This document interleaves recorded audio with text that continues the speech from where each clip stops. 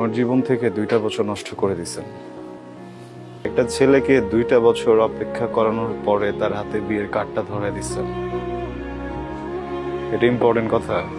ভালোবাসি, আমি তোমাকে ভালোবাসি।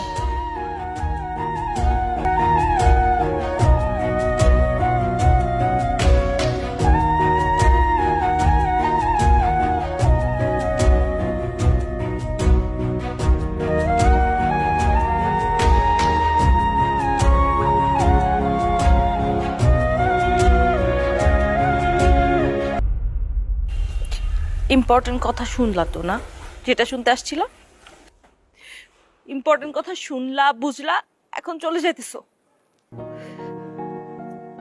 কি কথা বলো না কেন? কারণ আমি কিছু বলতে আসিনি, শুনতে আসছিলাম।